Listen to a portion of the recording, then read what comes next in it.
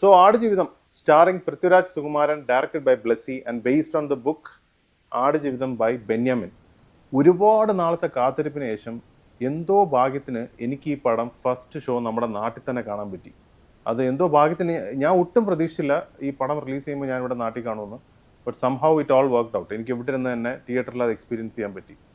അപ്പോൾ ഈ സിനിമ കാണുന്നത് രണ്ട് തരത്തിലുള്ള ആൾക്കാരാണ്. ഒന്നെന്ന് പറഞ്ഞാൽ ആടുജീവിതം ബുക്ക് വായിച്ചിട്ടുള്ളവരും രണ്ടാമത്തത് ബുക്ക് വായിക്കാത്തവരും. ഞാൻ ഈ രണ്ടാമത്തെ വിഭാഗത്തിൽപ്പെടുന്ന ആളാണ്. ഞാൻ ഈ ബുക്ക് വായിച്ചിട്ടില്ലെന്ന് പറഞ്ഞാൽ എനിക്ക് ഒരുപാട് എൻ്റെ ഫ്രണ്ട്സിൻ്റെ കയ്യിലൊക്കെ ഈ ബുക്കുണ്ട്. അവർ ഓഫർ ചെയ്തിട്ടുണ്ട് ഈ ബുക്ക് കൊണ്ട് വായിച്ച് നോക്ക് എന്ന് പറഞ്ഞു. പക്ഷേ ഈ സിനിമ റിലീസാവുന്നു എന്നുള്ള ഒരു ഇൻഫർമേഷൻ കിട്ടിയതിന് ശേഷം എനിക്കെന്തോ ഈ ബുക്ക് വായിക്കാൻ തോന്നിയില്ല. വേറൊന്നുമല്ല, എനിക്ക് ഈ ഒരു ഫുൾ എക്സ്പീരിയൻസ്, ആ മൂവിയുടെ ഫുൾ എക്സ്പീരിയൻസ് എനിക്ക് സിനിമയിൽ തന്നെ കിട്ടണം എന്നുള്ള ഒരു ആഗ്രഹം ഉണ്ടായിരുന്നു. അതുകൊണ്ടാണ് ഞാൻ ബുക്ക് വായിക്കാത്തത്. അപ്പോൾ ഇത് ഡിബേറ്റബിൾ ആണ്. ചിലവർ പറയും ഓക്കെ, ഞാൻ ബുക്ക് വായിച്ചു പക്ഷേ എനിക്ക് അതിൻ്റെ ഫുൾ എക്സ്പീരിയൻസ് സിനിമയിൽ കിട്ടിയില്ല, അതിൽ കുറേ കാര്യങ്ങളൊന്നും ഇല്ല.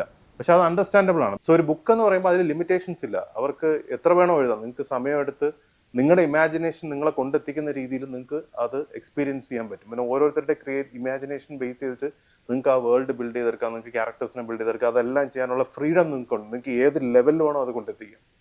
സിനിമ എന്ന് പറയുമ്പോൾ ഒരു ടൈം റെസ്ട്രിക്ഷൻ ഉണ്ട്. അപ്പോൾ അതിനുള്ളിലായിരിക്കണം അവർക്ക് അത് ചെയ്യേണ്ടത്. അപ്പോൾ ആ ടൈം റെസ്ട്രിക്ഷനിൽ അവർ പ്രസൻറ്റ് ചെയ്യുന്നത്, നമ്മുടെ മുമ്പിൽ സ്ക്രീനിൽ എന്താണോ പ്രസൻറ്റ് ചെയ്യുന്നത് അതാണ് നമുക്ക് ഫൈനലായിട്ട് നമുക്ക് ബിയോണ്ട് ദാറ്റ് നമുക്ക് ഇമാജിൻ ചെയ്യാൻ പറ്റത്തില്ല. അതിൻ്റെ ഒരു ഡിഫറൻസ് ചിലപ്പം വായിച്ചവരും വായിക്കാത്തവരും തമ്മിൽ ഉണ്ടാവാനുള്ള സാധ്യത വളരെ കൂടുതലാണ്. നിങ്ങൾ ബുക്ക് വായിച്ചിട്ട് ഈ സിനിമ കണ്ട ആൾക്കാരാണെങ്കിൽ തീർച്ചയായിട്ടും കമൻറ്റ് ചെയ്യുക. എന്തെങ്കിലും ഡിഫറൻസ് ഫീൽ ചെയ്തിട്ടുണ്ടോ, അതോ was it beyond what's in the book or almost the same ആണോ, എന്താണെന്നുള്ള നിങ്ങളുടെ അഭിപ്രായം എന്തായാലും കമൻറ്റിലൊന്ന് രേഖപ്പെടുത്തുക. ഓക്കെ, ഈ സിനിമയുടെ സ്റ്റോറി എന്താണ്, അതിൻ്റെ ത്രെഡ് എന്താണെന്നുള്ളത് പ്രത്യേകിച്ച് എടുത്ത് പറയേണ്ടതില്ല. കാരണം ഒരു സർവൈവൽ ത്രില്ലറാണ്. അപ്പം ഇതിൻ്റെ മെയിൻ ക്യാരക്ടർ എന്ന് പറഞ്ഞാൽ നജീബാണ്. പുള്ളിയുടെ ഒരു 2-3 മാസമായിട്ട് പുള്ളിയുടെ ഇൻ്റർവ്യൂസ് ഞാൻ TV യിലും യൂട്യൂബിലൊക്കെ ഒരുപാട് നമ്മൾ കണ്ടുവരുന്നുണ്ട്. അപ്പം പുള്ളിയുടെ ഒരു കഥ, പുള്ളി എങ്ങനെയാണ് അവിടെ സൗദിയിൽ പോയി പെട്ടതും അവിടെ നിന്ന് എങ്ങനെ രക്ഷപ്പെടുന്നതും എന്നുള്ള ഒരു കഥയാണ് ഇതിൽ പോർട്രേ ചെയ്യുന്നത്. അപ്പോൾ ഒരു സർവൈവൽ ത്രില്ലർ എന്ന് പറയുമ്പോഴത്തേക്കും അതിൽ ഏറ്റവും വലിയൊരു ആസ്പെക്റ്റ് അല്ലെങ്കിൽ ആൾക്കാർ നോക്കിയിരിക്കുന്നത് പറഞ്ഞാൽ ഇതിനകത്തുള്ള സഫറിങ് എങ്ങനെ പോർട്രേ ചെയ്യും, പെട്ടുപോയ സിറ്റുവേഷനിലുള്ള സഫറിങ്ങും പിന്നെ അല്ലെങ്കിൽ അവിടെ നിന്ന് സർവൈവ് ചെയ്ത് എസ്കേപ്പ് ചെയ്യുന്നതിനുള്ള സഫറിങ്, ഇതൊക്കെ എങ്ങനെ പോർട്രേ ചെയ്യും എന്നുള്ളതായിരിക്കും ആൾക്കാർ കൂടുതലും ശ്രദ്ധിക്കുന്നത്. അറ്റ്ലീസ്റ്റ് ഞാൻ അതാണ് ശ്രദ്ധിച്ചത്. അതിൽ director Blessy has done an exceptional job in presenting that suffering. നമുക്ക് തന്നെ ഫീൽ ചെയ്യും ആ ഒരു കഷ്ടപ്പാട്, ആ ഒരു ദയനീയാവസ്ഥ, അവിടെ നിന്ന് ഒന്നും ചെയ്യാൻ പറ്റാത്ത ഒരു അവസ്ഥ എന്താണെന്നുള്ളത് നമുക്ക് അവിടെ വെച്ച് ഫീൽ ചെയ്യുന്ന രീതിയിലാണ് പുള്ളി അത് എടുത്തേക്കുന്നത്. അതിൽ ഒരു വലിയ റോള് പ്ലേ ചെയ്തിരിക്കുന്നത് ഈ മൂവിയുടെ സിനിമാറ്റോഗ്രഫിയാണ്. സോ ഇതിൻ്റെ സിനിമാറ്റോഗ്രഫി ചെയ്തിരിക്കുന്നത് സുനിൽ KS ആണ്. ഐ മീൻ സീരിയസ്ലി ആ ഡെസേർട്ടിൻ്റെയൊക്കെ ആ ഓരോ മാനറിസംസും വളരെ മനോഹരമായിട്ട് ക്യാപ്ചർ ചെയ്തിട്ടുണ്ട്. എനിക്ക് തോന്നുന്നു അവർക്ക് അത്രയ്ക്ക് സമയം അവിടെ കിട്ടിയത് കൊണ്ടായിരിക്കും അവർക്ക് കുറേ കാര്യങ്ങൾ ക്യാപ്ചർ ചെയ്യാൻ പറ്റിയിട്ടുണ്ട്. കാരണം അവർ ഡെസേർട്ടിൽ സ്റ്റക്കായിരുന്നു ആ ഒരു പീരിയഡിൽ, ഷൂട്ടിംഗ് ടൈമിൽ. അപ്പം എനിക്ക് തോന്നുന്നു അവർക്ക് കുറേ കാര്യങ്ങൾ എക്സ്പെരിമെൻറ്റ് ചെയ്യാനും ഷൂട്ട് ചെയ്യാനും കുറേ എക്സ്പീരിയൻസസ്, ഡെസേർട്ടിനെ കുറിച്ച് കൂടുതൽ അവർ പഠിച്ച കാര്യങ്ങളൊക്കെ അവർക്ക് ലെൻസിൽ ക്യാപ്ചർ ചെയ്യാനുള്ള ഓപ്പർച്യൂണിറ്റീസ് അവർക്ക് കിട്ടിയെന്നാണ് എനിക്ക് തോന്നുന്നത്. പക്ഷെ അവരതൊക്കെ മനോഹരമായിട്ട് ക്യാപ്ചർ ചെയ്തിട്ടുണ്ട്. അപ്പോൾ ചില സീൻസ് ഇപ്പം ഈ ഒട്ടകത്തിൻ്റെ കണ്ണിലൂടെ പൃഥ്വിരാജിൻ്റെ ഒരു റിഫ്ലക്ഷൻ കാണിക്കുന്ന ഒരു സീനൊക്കെ ഉണ്ട്. അതൊക്കെ ഞാൻ ഏതൊരു ഇൻ്റർവ്യൂവിൽ കണ്ടാണ് അവർ എത്രയോ പ്രാവശ്യം അത് റിപ്പീറ്റ് ചെയ്ത് ഏതോ ഒരു പ്രാവശ്യമാണ് അവർക്ക് അത് കറക്റ്റായിട്ട് കിട്ടിയത്. അവരവിടെ സ്റ്റക്കായി എന്നുള്ളത് ഒരു കഷ്ടപ്പാടാണ്, മനസ്സിലായില്ലേ? അവിടെ ഒരു ആടുജീവിതം പോലെ അവർ ഷൂട്ടിംഗ് ക്രൂ സ്റ്റക്കായെങ്കിലും എനിക്കൊന്ന് ആ ഒരു ടൈം വെച്ചിട്ട് അവർക്ക് ഒരുപാട് അഡീഷണൽ കാര്യങ്ങൾ ക്യാപ്ചർ ചെയ്യാനും എനിക്ക് തോന്നുന്നു അവിടുത്തെ എൻവയൺമെൻറ്റിനെ കുറിച്ച് കാര്യങ്ങൾ മനസ്സിലാക്കി പഠിച്ച് അത് ലെൻസിൽ ക്യാപ്ചർ ചെയ്യാനുള്ള ഓപ്പർച്യൂണിറ്റിയും കൂടെ ആയിരുന്നു അത് അവർ മിസ്സാക്കിയില്ല എന്നാണ് എനിക്ക് തോന്നുന്നത്. കാരണം അതിൽ ഒരുപാട് കാര്യങ്ങൾ അവർ നമ്മളിൽ എത്തിക്കുന്നുണ്ട് ലെൻസിലൂടെ. സിനിമാറ്റോഗ്രഫിയെ കുറിച്ച് ഞാൻ പറയുകയാണെങ്കിൽ എന്താ പറയുക, ഇത് ഒരു ചേസ് സീനുണ്ട്. ഓക്കെ, ഒരു ഒട്ടകത്തിൽ പൃഥ്വിരാജിനെ ഒരു അറബി ചേസ് ചെയ്യുന്ന ഒരു സീനൊക്കെ ഉണ്ട്. അതൊക്കെ എടുത്ത് വെച്ചേക്കുന്നതെന്ന് പറഞ്ഞു കഴിഞ്ഞാൽ അടിപൊളി. അതായത് ക്യാമറ ഇങ്ങനെ എടുത്തേക്കുന്ന ആംഗിൾ, ഐ മീൻ ഒരു സാൻഡ് ഡ്യൂൺസിൻ്റെ ഇടയിൽ കൂടെയൊക്കെ ഇങ്ങനെ മറിഞ്ഞൊക്കെ പോകുന്നത് കിഡിലോസ്കി ആയിട്ട് എടുത്തു വെച്ചിട്ടുണ്ട്. പറയാതിരിക്കാൻ ഞാൻ അത് വളരെയധികം എൻജോയ് ചെയ്തു. സിനിമാറ്റോഗ്രാഫി ഓരോ ഫ്രെയിമും അടിപൊളിയായിട്ടാണ് അവർ എടുത്തേക്കുന്നത്. അതിപ്പം ഡെസേർട്ടിലുള്ള സീൻസ് മാത്രമല്ല, ഇപ്പം നജീബിൻ്റെ നാട്ടിലെ ജീവിതം കാണിക്കുന്ന പോർഷനിലായാലും അതിൻ്റെ ആ അണ്ടർ വാട്ടർ സീൻസും അതൊക്കെ എടുത്തേക്കുന്നതൊക്കെ വളരെ നന്നായിട്ട് എടുത്തിട്ടുണ്ട്. ഇതിന് സിനിമാറ്റോഗ്രാഫി പോലെ തന്നെ എടുത്തു പറയേണ്ട വേറെ കാര്യം എന്ന് പറഞ്ഞാൽ ഇതിൻ്റെ എഡിറ്റിംഗ് ആണ്. ഈ എഡിറ്റിങ്ങിൽ അവർ ഒരുപാട് ട്രാൻസിഷൻസ് യൂസ് ചെയ്തിട്ടുണ്ട്. അത് എനിക്ക് വളരെയധികം ഇഷ്ടപ്പെട്ടു. അതിൽ മെയിനായിട്ട് എടുത്തു പറയേണ്ട 2 ട്രാൻസിഷൻസ് എന്ന് പറഞ്ഞു കഴിഞ്ഞാൽ, ഇപ്പം മൂവി തുടങ്ങുമ്പോൾ തന്നെ ഇങ്ങനെ നൈറ്റ് സ്കൈ കാണിക്കുന്നുണ്ട്, സ്റ്റാർസ് ഒക്കെ ആയിട്ട്. അത് ട്രാൻസിഷൻ ചെയ്തിട്ട് വെള്ളത്തിലുള്ള ഇങ്ങനെ പൃഥ്വിരാജിൻ്റെ ഒരു റിഫ്ലക്ഷനായിട്ട് മാറുന്ന ഒരു സീനുണ്ട്. അത് നല്ല അടിപൊളിയായിട്ട് എടുത്തിട്ടുണ്ട്. അതേപോലെ തന്നെ നമ്മുടെ ഈ മരുഭൂമിയിൽ ഒരു വാട്ടർ ടാങ്ക് നിറഞ്ഞിങ്ങനെ വെള്ളം തറയിൽ കൂടെ ഒലിച്ചു പോകും. അത് ട്രാൻസിഷൻ ചെയ്ത് ഇങ്ങനെ ഒരു റിവറായിട്ടൊക്കെ മാറുന്ന ഒരു സീനുണ്ട്. അതൊക്കെ ചെയ്തു വെച്ചേക്കുന്നത് നല്ല രസമുണ്ട്. ഐ മീൻ ആ എഡിറ്റ് ചെയ്ത് അത് ട്രാൻസിഷൻ ചെയ്ത് വെച്ചേക്കുന്നത് വളരെ മനോഹരമായിട്ടുണ്ട്. സോ ഇതിന്റെ എഡിറ്റിംഗ് ചെയ്തിരിക്കുന്ന ശ്രീകർ പ്രസാദ് വളരെ നന്നായിട്ട് ചെയ്തിട്ടുണ്ട്. അപ്പോൾ അതേപോലെ തന്നെ ഇതിൽ എടുത്ത് പറയേണ്ട കാര്യം എന്ന് പറഞ്ഞു കഴിഞ്ഞാൽ ഇതിന്റെ മ്യൂസിക് ആണ്. അതിലിനി എടുത്ത് പറയാൻ എന്തെങ്കിലും ഉണ്ടോ എന്ന് ചോദിച്ചു കഴിഞ്ഞാൽ പറയാനൊന്നുമില്ല. കാരണം ഒറ്റ വാക്കാണ് AR റഹ്മാൻ. മനസ്സിലായില്ലേ? അമേസിങ്. ഐ മീൻ ആ ഒരു സൗണ്ട് ട്രാക്ക് AR റഹ്മാൻ അത് ഡെലിവർ ചെയ്തിട്ടുണ്ട്. എനിക്ക് വളരെയധികം ഇഷ്ടപ്പെട്ടു. സോ ഇതിൽ പൃഥ്വിരാജ്, സുകുമാരൻ, നജീബായിട്ടും നജീബിന്റെ ഭാര്യയായിട്ട് അമല പോളും ആക്ട് ചെയ്തിട്ടുണ്ട്. അല്ലാതെ മെയിൻ സ്ട്രീം ആക്ടേഴ്സ് ഒരുപാടൊന്നുമില്ല. ഈ അഭിനയിച്ചവരെല്ലാം വളരെ നല്ല പെർഫോമൻസ് ആണ് ഇതിൽ കാഴ്ചവെച്ചിരിക്കുന്നത്. അത് പറയാതിരിക്കാൻ വയ്യ. പൃഥ്വിരാജ് സുകുമാരൻ ഡെഡിക്കേഷൻ എന്ന് പറഞ്ഞ ഒരു വാക്ക് എന്താണെന്ന് കാണണമെങ്കിൽ ഈ മൂവി കാണണം. അതായത് പുള്ളിയുടെ ബോഡി ട്രാൻസ്ഫോർമേഷൻ. ഓക്കെ, ആക്ടിങ്ങിനെ കുറിച്ച് ഞാൻ പറയാം. പക്ഷെ ഞാൻ പറയുന്നത് ആ ഒരു ട്രാൻസ്ഫോർമേഷൻ ഈ സിനിമയ്ക്ക് വേണ്ടി പുള്ളി ചെയ്തത്, അത് ഒരു സീൻ, ആ ഒരു സീനിൽ നമുക്ക് അത് വളരെയധികം വ്യക്തമാവും. ആ ഒരു സീനിലാണ് പൃഥ്വിരാജ് ഡ്രസ്സ് മൊത്തം മാറ്റിയിട്ട് ഉള്ള ഒരു സീനാണ്. അവിടെയാണ് പൃഥ്വിരാജിൻ്റെ കംപ്ലീറ്റ് ബോഡി നമുക്ക് ആ ഒരു ഇതിൽ കാണാൻ പറ്റുന്നത്. അത് കാണുമ്പോഴത്തേക്ക് തന്നെ ഐ മീൻ ലൈക്ക് തിയേറ്ററിൽ മൊത്തം ഐ കുഡ് ഫീൽ ഇറ്റ്. ആൾക്കാരെല്ലാവരും ഇങ്ങനെ ദേവർ ഇൻ ഓ.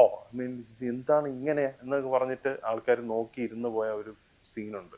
ആ ഒരു ഡെഡിക്കേഷൻ്റെ കാര്യം ഒന്നും പറയാനില്ല. Now coming to the acting. അപ്പം ഞാൻ പറഞ്ഞത് ഈ ഡെഡിക്കേഷൻ്റെ കാര്യം ഞാൻ പറഞ്ഞെങ്കിലും ആക്ടിങ്ങിൻ്റെ കാര്യം പറഞ്ഞെങ്കിൽ ഇപ്പം നജീമിൻ്റെ 2 ലൈഫാണ് ഇതിൽ കാണിക്കുന്നത്. ഒന്നെന്ന് പറഞ്ഞാൽ നാട്ടിലെ ലൈഫ്, പിന്നെ സൗദിയിൽ വന്നതിന് ശേഷമുള്ള ലൈഫ്. ഓക്കെ, അപ്പോൾ സൗദിയിൽ വന്നതിന് ശേഷമുള്ള ബിഗിനിങ്ങിലുള്ള ലൈഫ് എന്ന് പറയുമ്പോൾ നമ്മുടെ നാട്ടിലെ ആ ഒരു ബോഡി ഷേപ്പും ആ ഒരു മാനറിസം വെച്ചിട്ടാണ് ആക്ട് ചെയ്യുന്നത്. അപ്പോൾ ആ ഒരു മാനറിസത്തിൽ ആക്ട് ചെയ്യുന്ന പൃഥ്വിരാജിൻ്റെ ആക്ടിങ് എനിക്ക് അങ്ങനെ വലിയ പ്രത്യേകതയൊന്നും തോന്നിയില്ല. ടിപ്പിക്കൽ പൃഥ്വിരാജ് ആക്ടിങ്, അത് മാത്രമേ എനിക്ക് തോന്നിയിട്ടുള്ളൂ. അതായത് പൃഥ്വിരാജ് ട്രാൻസ്ഫോർമേഷൻ നടത്തുന്നതിനുള്ള നോർമൽ പൃഥ്വിരാജ് ബോഡി ഷേപ്പും അത് വെച്ചിട്ടുള്ള പൃഥ്വിരാജ് എങ്ങനെയാണോ വേറെ മൂവീസിൽ ആക്ട് ചെയ്യുന്നത് അതിൽ പ്രത്യേകിച്ചൊന്നും എനിക്ക് എക്സ്ട്രാ ആയിട്ട് ഇതിൽ തോന്നിയിട്ടില്ല. നോർമൽ പൃഥ്വിരാജ് ആക്ടിങ് ആയിട്ട് എനിക്ക് തോന്നിയിട്ടുള്ളൂ. പക്ഷേ ആ ട്രാൻസ്ഫോർമേഷന് ശേഷമുള്ള പൃഥ്വിരാജിൻ്റെ ആക്ടിങ് നമ്മൾ ഇതുവരെ പൃഥ്വിരാജിൽ കണ്ടിട്ടില്ലാത്തൊരു ആക്ടിങ് ആണ്. അത് പുള്ളി വേറെ ലെവലിൽ പുൾ ഓഫ് ചെയ്തിട്ടുണ്ട്. ഐ മീൻ ലൈക്ക് ആ ഒരു കഷ്ടപ്പാട് കാണിക്കാൻ, നമുക്ക് ആ കഷ്ടപ്പാട് എത്തിച്ചു തരാൻ പുള്ളിയെ കൊണ്ട് കഴിഞ്ഞിട്ടുണ്ട്. സോ പൃഥ്വിരാജിൻ്റെ ആക്ടിങ് കരിയറിൽ ദി ടോപ്പ് പെർഫോമൻസ് എന്ന് വേണമെങ്കിൽ നമുക്ക് ഇത് വിശേഷിപ്പിക്കാം എന്നുള്ളതാണ്. കാര്യം എന്ന് പറഞ്ഞാൽ ഒരു ആക്ടർ എന്ത് എക്സ്റ്റെൻഡ് വരെ പോയി ഒരു മൂവി വിജയിപ്പിക്കാൻ എന്നുള്ളതിൻ്റെ ഒരു എക്സാമ്പിൾ ആർക്കെങ്കിലും കാണിക്കണമെങ്കിൽ ആടുജീവിതം എടുത്ത് കാണിച്ചു കൊടുക്കാവുന്നതാണ്. ഓക്കെ, അപ്പം അതിൽ പറയാൻ വേറൊന്നുമില്ല. അതേപോലെ തന്നെ പൃഥ്വിരാജിൻ്റെ കൂടെ സപ്പോർട്ട് ചെയ്ത ഹക്കീം എന്ന് പറഞ്ഞ ക്യാരക്ടർ റോൾ ചെയ്ത പുള്ളിക്കാരനും വളരെ മനോഹരമായിട്ട് ആക്ട് ചെയ്തിട്ടുണ്ട്. ഐ മീൻ ആ പുള്ളിക്കാരൻ്റെ ആ ഒരു കഷ്ടപ്പാടൊക്കെ ടുവേർഡ്സ് ദ എൻഡ്, അത് നിങ്ങൾ സിനിമ കാണുമ്പോൾ മനസ്സിലാവും. ഞാൻ പറഞ്ഞില്ല, ഒരുപാട് കാര്യങ്ങളൊക്കെ പറയുമ്പോൾ നമുക്കത് സിനിമയുടെ നല്ല നല്ല മൊമെന്റ്സ് ഒക്കെ സ്പോയിൽ ആവുന്ന പോലെ ആയിപ്പോൾ. പിന്നെ ഒരാളുടെ കാര്യം ഞാൻ പറയാൻ വിട്ടുപോയി. ജിമ്മി ജീൻ ലൂയിസ്, ഇബ്രാഹിം ഖദീരി എന്ന ഒരു ആഫ്രിക്കക്കാരൻ്റെ ഒരു റോളാണ് പുള്ളി ചെയ്തിരിക്കുന്നത്. പുള്ളിയുടെ ആക്ടിങ്ങും വളരെ മനോഹരമാണ്. പുള്ളി ഇതിനകത്ത് ഇവരുടെ കൂടെ ആ ഒരു കഷ്ടപ്പാടിൽ ബിഹേവ് ചെയ്യുന്നതും പുള്ളിയുടെ ആ ഒരു ഹെൽപ്പിംഗ് മെൻറ്റാലിറ്റി ഇതൊക്കെ നന്നായിട്ട് പോർട്രേ ചെയ്തിട്ടുണ്ട്. He did A really good job. I mean അത് എടുത്ത് പറയേണ്ട ഒരു കാര്യമാണ് കേട്ടോ. പിന്നെ എടുത്ത് പറയേണ്ടത് ഇതിനകത്ത് ചെയ്തിരിക്കുന്ന ലൊക്കേഷൻ വളരെ മനോഹരമായിട്ട് അവർ ചൂസ് ചെയ്തിട്ടുണ്ട്. ഒരു ഫാം പോലത്തെ ഒരു സെറ്റപ്പ്, ഒരു മരുഭൂമിയുടെ നടുക്ക്. അതേപോലെ വേറൊരു കാര്യം എടുത്ത് പറയേണ്ടതെന്ന് പറഞ്ഞാൽ ഈ ആനിമൽസിനെ യൂസ് ചെയ്തിട്ടുള്ള ഇമോഷൻസ് കൺവേ ചെയ്യാൻ അതും ഇതിൽ വളരെ മനോഹരമായിട്ട് അവർക്ക് സാധിച്ചിട്ടുണ്ട്. I mean like for example ഈ ആടുകളെ യൂസ് ചെയ്ത് അല്ലെങ്കിൽ ഒട്ടകത്തിനെയൊക്കെ യൂസ് ചെയ്തിട്ട് അതിലൂടെ ഒരു ഇമോഷണൽ ടച്ച് കൊണ്ടുവരാനും ഈ മൂവിയിൽ സാധിച്ചിട്ടുണ്ട്. അത് നമുക്ക് ഫീൽ ചെയ്യും, ആ ഒരു ഇമോഷൻ നമുക്ക് ഫീൽ ചെയ്യും. അതും എനിക്ക് ഈ മൂവിയിൽ ഒരു വളരെ വ്യത്യസ്തമായിട്ട് ചെയ്തിരിക്കുന്ന ഒരു കാര്യമായിട്ട് എനിക്ക് തോന്നി. ക്രൂ വളരെ നന്നായിട്ട് കഷ്ടപ്പെട്ടിട്ടുണ്ട് എന്ന് ഈ സിനിമ കാണുമ്പോൾ നമുക്ക് മനസ്സിലാവും. ഒന്നാമത്തെ കാര്യം എന്ന് പറഞ്ഞാൽ ഇവർ ഈ ഡെസേർട്ടിൽ കിടന്നാണ് ഈ സാധനം ഷൂട്ട് ചെയ്യുന്നത്. മനസ്സിലായില്ലേ? ഈ സിനിമ കണ്ടുകൊണ്ടിരുന്നത് ഞാൻ ഇന്റർവെല്ലിൽ ഒരു കുപ്പി വെള്ളം വാങ്ങിച്ചിട്ട് എനിക്ക് തന്നെ എന്തോ ഒരു കുറ്റബോധം പോലെ തോന്നി. ആ വെള്ളം കുടിക്കുന്നത് I mean you feel like a bottle of water that you have is a luxury. അങ്ങനെ നമുക്ക് ഫീൽ ചെയ്യും. അപ്പം ആ ലെവലിൽ അവർക്ക് അത് പോർട്രേ ചെയ്യുമ്പോൾ, എസ്പെഷ്യലി സെക്കൻഡ് ഹാഫിൽ ആ ഒരു കഷ്ടപ്പാട് പോർട്രേ ചെയ്യുന്നതിൽ നമുക്ക് വെള്ളം കുടിക്കാൻ തോന്നത്തില്ല. ഐ മീൻ അവർ ആ ഒരു കഷ്ടപ്പാട് കാണുമ്പം എനിക്കാണ് ഫീൽ ചെയ്യുക. കയ്യിൽ വെള്ളം ഇരിപ്പുണ്ട്, പക്ഷെ അത് കുടിക്കാനുള്ളതോ ഒരു കുറ്റബോധം പോലെ എനിക്ക് തോന്നിപ്പോയി. അപ്പോൾ ആ ലെവലിലുള്ള ഒരു ഇമോഷൻ കൺവേ ചെയ്യാൻ അവർക്ക് സാധിച്ചു എന്നുള്ളതാണ് എടുത്ത് പറയേണ്ട ഒരു കാര്യം. ഇപ്പം ഞാൻ ഈ പറഞ്ഞ പോലെ ഇത്രയും അമേസിംഗ് ആയിട്ട് അവർ ചെയ്ത് വച്ചിട്ടുണ്ടെങ്കിലും അതിൽ ചില കാര്യങ്ങൾ ബെറ്റർ ആക്കാമായിരുന്നു എന്ന് എനിക്ക് പേഴ്സണലി തോന്നി. ഫോർ എക്സാമ്പിൾ, ഇപ്പോൾ പൃഥ്വിരാജിൻ്റെ ആ ഒരു സ്റ്റാൻഡേർഡ് മേക്കപ്പ് നാട്ടിൽ നിന്ന് ഗൾഫിൽ സൗദിയിൽ വന്ന ആ ഒരു മേക്ക് ഓവറിൽ നിന്ന് പിന്നെ ഈ കഷ്ടപ്പാട് ഫേസിലേക്ക് മാറുമല്ലോ, ആ ഒരു ട്രാൻസിഷൻ അല്ലെങ്കിൽ ആ ഒരു second phase of the character introduce ചെയ്തത് കുറച്ചും കൂടെ വേണമെങ്കിൽ ഡ്രമാറ്റിക് ആക്കാമായിരുന്നു എന്ന് എനിക്ക് തോന്നി. അതായത് അത് ജസ്റ്റ് ലൈക്ക് ദാറ്റ് അങ്ങ് കൊണ്ടുവന്നതുപോലെ ഒരു ഫീലിംഗ് എനിക്ക്. കാരണം എന്ന് പറഞ്ഞാൽ അത് കാണാൻ ആൾക്കാർക്ക് ഒരു ക്യൂരിയോസിറ്റി ഉണ്ട്. കാരണം നമ്മൾ ട്രെയിലറിലൊക്കെ കണ്ടത് പൃഥ്വിരാജ് ഇങ്ങനെ താടിയൊക്കെ വളർത്തി മുടിയൊക്കെ ഇട്ട് ഇങ്ങനെ ആ ഒരു രൂപത്തിലേക്ക് മാറുന്നത് കാണാൻ ആൾക്കാർക്ക് ഒരു താല്പര്യമുണ്ട്. അപ്പം അത് വേണമെങ്കിൽ അതിലേക്ക് മാറുന്നത് ചിലപ്പോൾ അത് അല്ലെങ്കിൽ ആ ഒരു ഗെറ്റപ്പിൽ പ്രസന്റ് ചെയ്യുന്നത് കുറച്ചും കൂടെ ഒരു ഡ്രമാറ്റിക് ആയിട്ട് കാണിച്ചിരുന്നെങ്കിൽ കൊള്ളാമായിരുന്നു എന്ന് എനിക്ക് തോന്നി. അതുപോലെ പൃഥ്വിരാജിന്റെ കൂടെ ഒരു പുള്ളിക്കാരനും കൂടെ വരുന്നുണ്ട്, ഹക്കീം എന്ന് പറഞ്ഞിട്ട്. പുള്ളിയുടെയും ഒരു റീഇൻട്രൊഡക്ഷൻ സീനുണ്ട്. അപ്പൊ അതിലും ഇതേ സാധനം മിസ്സിങ് ആയതായിട്ട് എനിക്ക് തോന്നി. അതായത് അവരങ്ങനെ അങ്ങ് പ്രസന്റ് ചെയ്തു. ദേ ഡിഡ്ന്റ് ഷോ ദാറ്റ് ഒരു ഡ്രമാറ്റിക് ആയിട്ട് അവിടെ ചെയ്യാമായിരുന്നു. കുറച്ചും കൂടെ നമുക്ക് ഇമോഷൻ കൊണ്ടുവരാൻ പറ്റുന്ന ഒരു പോർഷൻ ആയിരുന്നു അത് എന്ന് എനിക്ക് തോന്നി. But they didn't utilise it എന്നാണ് എനിക്ക് തോന്നുന്നത്. ജസ്റ്റ് ലൈക്ക് ദാറ്റ് അങ്ങ് പ്രസന്റ് ചെയ്ത് പോയി എന്നാണ് എനിക്ക് ഫീൽ ചെയ്തത്. ആ രണ്ട് ക്യാരക്ടേഴ്സിൻ്റെയും ആ ഒരു മേക്ക് ഓവറിൻ്റെ ഫസ്റ്റ് ഇൻട്രഡക്ഷൻ ഡ്രമാറ്റിക് ആക്കാമായിരുന്നു എന്ന് ഒരു അഭിപ്രായം എനിക്കുണ്ട്. സോ ഇവരുടെ പ്രസന്റേഷൻ ഡ്രമാറ്റിക് ആക്കാമെന്ന് ഞാൻ പറയുന്നതിൻ്റെ കൂടെ തന്നെ ഇവർ തമ്മിലുള്ള ചില കോൺവെർസേഷൻസ് ഉണ്ട് സെക്കൻഡ് ഹാഫിൽ, അത് കുറച്ച് ഓവർ ഡ്രമാറ്റിക് ആയി പോയോ എന്ന് എനിക്ക് ചെറിയൊരു ഡൗട്ടുണ്ട്. ചിലപ്പോൾ എനിക്ക് തോന്നിയതായിരിക്കാം, ബിക്കോസ് ഇത്രയും നാളും സംസാരിക്കാൻ കഴിയാതെ ഒരാളുടെ കൂടെ ആരും സംസാരിക്കാൻ ഇല്ലാതെ ആദ്യമായിട്ട് സംസാരിക്കുന്നതിൻ്റെ ആ ഒരു ഇത് പോർട്രേ ചെയ്യാൻ വേണ്ടിയും ആയിരിക്കാം അവരങ്ങനെ ചെയ്തത്. അത് എസ്പെഷ്യലി ഹക്കീം എന്ന് പറഞ്ഞ പുള്ളിക്കാരൻ്റെ ഡയലോഗ് ഡെലിവറീസ് ഒക്കെ കുറച്ച് ഡ്രമാറ്റിക് ആയി പോയെന്ന് എനിക്കൊരു ഫീലിംഗ്. ഓക്കെ, പക്ഷെ അത് നമ്മുടെ മൂവി എക്സ്പീരിയൻസിനെ ഒരു തരത്തിലും ബാധിക്കുന്നില്ല. അത് ജസ്റ്റ് ഒരു ഒബ്സർവേഷൻ മാത്രമാണ് എനിക്ക് തോന്നിയത്. അതേപോലെ തന്നെ സെക്കൻഡ് ഹാഫിൽ ഈ ഡെസേർട്ട് സീൻസ് കുറച്ച് കഴിയുമ്പോഴത്തേക്കും ഒരു ചെറിയ ലാഗ് അടിച്ചോ എന്ന് എനിക്കൊരു സംശയമുണ്ട്. അതായത് രാവിലെ രാത്രി ഇങ്ങനെ ഡെസേർട്ടിൽ ഇവരെ സർവൈവൽ കാണിച്ചുകൊണ്ടിരിക്കുമ്പോൾ കുറച്ച് കഴിയുമ്പോൾ നമുക്കൊരു തോന്നൽ വരും, ഓക്കെ ഇത് തന്നെയാണ് ഇങ്ങനെ റിപ്പീറ്റ് പോലെ പോയിക്കൊണ്ടിരിക്കുന്നതായിട്ട്. അപ്പോൾ ഓരോ ദിവസത്തെയും നമുക്ക് ഓരോ ഇൻസ്റ്റൻസസ് ഒക്കെ വരുന്നുണ്ട്. ഇപ്പം ട്രെയിലറിൽ കണ്ടോ അല്ല ഇങ്ങനെ മരുഭൂമിയിൽ നിന്ന് പാമ്പൊക്കെ വരുന്നതും അങ്ങനെയൊക്കെയുള്ള സീൻസ് കാണിക്കുന്നുണ്ടെങ്കിലും അത് കുറച്ച് ലെങ്തി ആയി പോയോ എന്ന് എനിക്കൊരു ഡൗട്ടുണ്ട്. അവർ ആ ഡെസേർട്ടിൽ അവർ സ്പെൻഡ് ചെയ്യുന്ന ആ ഒരു ടൈം. പിന്നെ എനിക്ക് തോന്നിയ ഒരു കാര്യം എന്ന് പറഞ്ഞാൽ ഈ മൂവിയുടെ എൻഡിങ് കുറച്ചും കൂടെ ഇമോഷണൽ ആക്കാമായിരുന്നു എന്ന് എനിക്ക് തോന്നി. ഓക്കെ, അതായത് എങ്ങനെയാണ് ഫാമിലി ആയിട്ട് തിരിച്ച് ബോണ്ട് ചെയ്യുന്നത്, അങ്ങനെയുള്ളൊരു ഇതും കൂടെ മേ ബി അവർക്ക് ഇതിൽ ചേർത്തിരുന്നെങ്കിൽ I think it would have ഇമോഷൻസിനെയൊക്കെ വേറെ ലെവലിൽ കൊണ്ടെത്തിച്ചേനെന്ന് എനിക്ക് തോന്നി. ഓക്കെ, സോ ഞാൻ ഈ പറഞ്ഞ പോയിന്റ്സ് എൻ്റെ പേഴ്സണൽ ഒപ്പീനിയനാണ്. അതായത് സിനിമ ഓൾറെഡി ഈ ലെവലിലാണ്. ഓക്കെ, അവിടെ നിന്ന് വേണമെങ്കിൽ ഈ ഒരു ലെവലിലേക്ക് ഇമോഷണലി കുറച്ചും കൂടെ ഹിറ്റ് ചെയ്യാമായിരുന്നു എന്നുള്ള ചില പോയിന്റ്സ് എനിക്ക് തോന്നിയത് മാത്രമാണ് ഞാൻ എടുത്തു പറഞ്ഞത്. ഇത് ഇല്ലാന്നും പറഞ്ഞിട്ട് ഈ സിനിമയുടെ പെർഫോമൻസിന് അല്ലെങ്കിൽ ആ സിനിമയുടെ ആസ്വാദനത്തിന് ഒരു വിധത്തിലും ബാധിക്കാൻ പോകുന്നില്ല.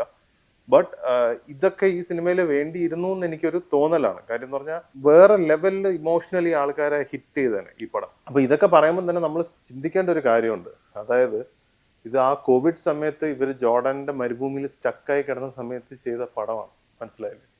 അപ്പൊ അതിൻ്റെതായ റെസ്ട്രിക്ഷൻസ് അവർക്കുണ്ട് ഷൂട്ട് ചെയ്യാൻ. പൃഥ്വിരാജൊക്കെ ഈ ബോഡി ടോൺ ഡൗൺ ചെയ്ത് ഇങ്ങനെ എത്ര നാളെന്ന് പറഞ്ഞ് പുള്ളി കീപ്പ് ചെയ്യും, മനസ്സിലായില്ലേ, കോവിഡ് സമയത്തൊക്കെ. അപ്പം അതിൻ്റെയൊക്കെ റെസ്ട്രിക്ഷൻസ് അവർക്ക് കാണും ഓബിയസ്ലി. എൻ്റെ ചില ഫ്രണ്ട്സ് പറഞ്ഞിട്ടുണ്ടായിരുന്നു, ഓക്കെ ഈ സിനിമ ഞാൻ ബുക്ക് വായിച്ചിട്ടുണ്ട്, അതുകൊണ്ട് എനിക്ക് തിയേറ്ററിൽ പോയി കാണാൻ താല്പര്യമില്ല. ചിലവർക്ക് അങ്ങനെ ഒരു ഒപ്പീനിയൻ ഉണ്ട്. അതായത് ബുക്കിൽ അവർ ബിൽഡ് ചെയ്ത് വെച്ചേക്കുന്ന ആ ഒരു സ്റ്റോറി ഇനി സിനിമ കണ്ട് അത് വേറെ എന്തെങ്കിലുമായി താന്നു പോകുമോ എന്നൊരു ഡൗട്ടുള്ള ആൾക്കാരുണ്ട്. പക്ഷെ ഞാൻ പറയുന്നത് അവർ ആ ചെയ്ത് വെച്ചേക്കുന്ന മാസ്റ്റർ പീസ് ഉണ്ട്. അതായത് ആ ഡെസേർട്ടിലെ സീൻസും അതൊക്കെ ചെയ്ത് വെച്ചേക്കുന്നത്, ആ ഡെസേർട്ടൊക്കെ ക്യാപ്ചർ ചെയ്തിരിക്കുന്നത്, ആ ഡെസേർട്ടിൻ്റെ മാനറിസംസ് ഒക്കെ ക്യാപ്ചർ ചെയ്തിരിക്കുന്നത്, അതൊക്കെ കണ്ടിരിക്കേണ്ടതാണ്. അത് ആ ഒരു വർക്ക് കണ്ടിരിക്കേണ്ടതാണെന്നാണ് എനിക്ക് തോന്നുന്നത്. സോ അതൊന്നും മിസ് ഔട്ട് ആവരുത്. ഇത് തിയേറ്റർ തന്നെ എക്സ്പീരിയൻസ് ചെയ്യേണ്ട പടമാണെന്ന് ഞാൻ പറയും. കാര്യം എന്ന് പറഞ്ഞാൽ അതിൻ്റെ സിനിമാറ്റോഗ്രഫി ആ ലെവലിലാണ് ചെയ്തു വെച്ചിരിക്കുന്നത്, അതിൻ്റെ മ്യൂസിക്കും ആ ലെവലിലാണ് ചെയ്തു വെച്ചിരിക്കുന്നത്. എന്തൊക്കെ പറഞ്ഞാലും ഞാൻ ഈ സിനിമ വളരെയധികം എൻജോയ് ചെയ്തു. Highly recommended. നിങ്ങൾ പോയി കാണുക, നിങ്ങൾക്കും അത് ഇഷ്ടപ്പെടും. പിന്നെ ഇതിൽ പറയുന്ന കുറേ കാര്യങ്ങളൊക്കെ എനിക്ക് റിലേറ്റ് ചെയ്യാൻ പറ്റും. എൻ്റെ കുട്ടിക്കാലത്ത് കുറേ നാൾ ഞാൻ സൗദിയിൽ പഠിച്ച് വളർന്നതാണ്. അപ്പം അവിടുത്തെ ആൾക്കാരുടെ കഷ്ടപ്പാടും പ്രവാസികളുടെ കഷ്ടപ്പാടൊക്കെ ഒരുപാട് ഞാൻ കണ്ടിട്ടുള്ളതാണ്. അപ്പം നമ്മുടെ നാട്ടിലുള്ളവർ കാണുന്നത് ഓരോ അവധിക്കും ഗിഫ്റ്റ്സും പെർഫ്യൂമും മുട്ടായിയും എല്ലാം ഒക്കെ ആയിട്ട് നാട്ടിലേക്ക് വരുന്ന പ്രവാസികളാണ്. മനസ്സിലായില്ലേ? അപ്പം ആൾക്കാർ ദേഷ്യപ്പെടും. ഞാൻ ചോദിച്ച പെർഫ്യൂം അല്ല ഇത്, എനിക്ക് വേറെ പെർഫ്യൂമാണ് വേണ്ടിയിരുന്നത്, അല്ലെങ്കിൽ ഞാൻ ചോദിച്ച കളറിലുള്ള സാരി അല്ല ഇത്, എനിക്ക് മറ്റേ കളറാണ്. അപ്പം ഇതിൻ്റെയൊക്കെ പുറകിൽ ഉള്ള ഒരു കഷ്ടപ്പാടുണ്ട്. ഞാൻ പറഞ്ഞ എല്ലാവരും ഈ ആടുജീവിതം പോലെ കഷ്ടപ്പെടുന്നതല്ല ഞാൻ പറഞ്ഞത്. കഷ്ടപ്പാടെന്ന് പറഞ്ഞു കഴിഞ്ഞാൽ, പ്രവാസികളുടെ കഷ്ടപ്പാടെന്ന് പറഞ്ഞു കഴിഞ്ഞാൽ അത് ഒരു സത്യമാണ്. അവര് വല്ല കുബൂസും ഇതൊക്കെ കഴിച്ച് സ്വരുക്കൂട്ടി വെച്ചിരിക്കുന്ന കാശ് നാട്ടിൽ വരുമ്പോഴത്തേക്കും നാട്ടിലുള്ള ആൾക്കാർക്ക് വേണ്ടി ഗിഫ്റ്റ്സ് വാങ്ങിച്ചു കൊടുത്ത് അവരുടെ ഒരു സന്തോഷം കാണാൻ ഉള്ള അവരുടെ ഒരു മനസ്സുണ്ട്. അത് ഓരോ പ്രവാസിയുടെയും ലൈഫിലുള്ള ഒരു കാര്യമാണ്. സോ ഈ പ്രവാസികളുടെ കഷ്ടപ്പാടിനെ കുറിച്ച് ഒരു ചെറിയൊരു ഷോർട്ട് മെസ്സേജ് ഇവർ അവസാനം കൊടുക്കുന്നുണ്ട്. അത് വളരെ നന്നായി എന്നാണ് എനിക്ക് തോന്നുന്നത്. അപ്പോൾ എന്തൊക്കെ പറഞ്ഞാലും ഈ സിനിമ നിങ്ങളും തിയേറ്ററിൽ പോയി കാണുക. എന്നിട്ട് നിങ്ങളുടെ അഭിപ്രായം തീർച്ചയായിട്ടും കമൻറ്റിൽ രേഖപ്പെടുത്തുക. അതേപോലെ ഈ ചാനൽ സബ്സ്ക്രൈബ് ചെയ്തില്ലെങ്കിൽ ഒന്ന് സബ്സ്ക്രൈബ് ചെയ്ത് സപ്പോർട്ട് ചെയ്യുക. അപ്പോൾ ഇനി അടുത്ത വീഡിയോയിൽ കാണാം. ബൈ.